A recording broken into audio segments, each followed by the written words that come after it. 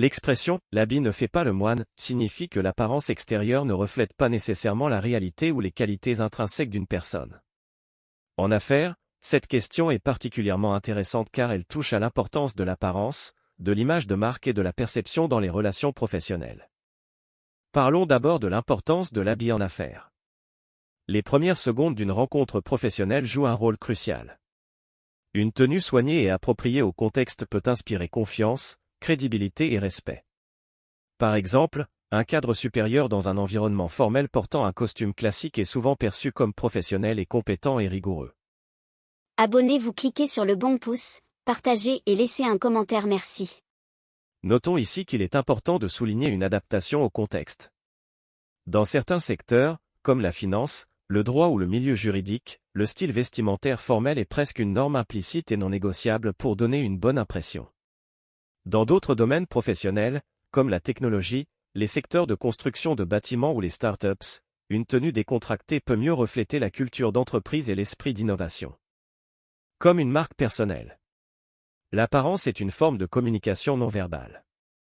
Une tenue bien choisie au quotidien, peu importe les circonstances, peut transmettre un message sur votre personnalité, votre sérieux et votre position dans votre secteur et au sein même de votre entourage. Bienvenue dans l'espace des privilégiés sur la chaîne Mekelno. Ce concept de l'habit faisant le moine a tout de même des limites concernant vraiment l'apparence de son sujet, ses compétences et son authenticité. Même si une tenue peut impressionner au premier abord, elle ne remplace pas les compétences, le professionnalisme et les résultats concrets. Une apparence impeccable, bien soignée, surtout dans le milieu du travail sans expertise, risque de perdre en crédibilité sur le long terme. Risque de jugement superficiel également. S'appuyer uniquement sur l'apparence peut conduire à des préjugés ou à des erreurs d'évaluation. Par exemple, sous-estimer un collaborateur ou un partenaire simplement parce qu'il ne porte pas de vêtements de marque. Souci de cohérence entre l'apparence et les actions. Si l'habit est en décalage avec le comportement ou les valeurs d'une personne, cela peut créer une dissonance et miner la confiance de ce dernier. Abonnez-vous, cliquez sur le bon pouce, partagez et laissez un commentaire, merci. Il y a donc sans doute un équilibre à trouver. En affaires, l'habit peut contribuer à façonner une perception initiale favorable, mais il ne suffit pas pour garantir le succès ou la crédibilité sur le long terme.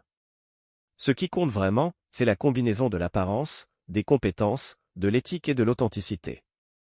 L'essentiel est donc de s'habiller de manière à refléter non seulement le contexte professionnel, mais aussi sa personnalité et ses valeurs. Vous êtes encore là? Merci. Abonnez-vous, activez la cloche pour les prochaines vidéos et cliquez sur le bon pouce. Abonnez-vous, cliquez sur le bon pouce, partagez et laissez un commentaire, merci.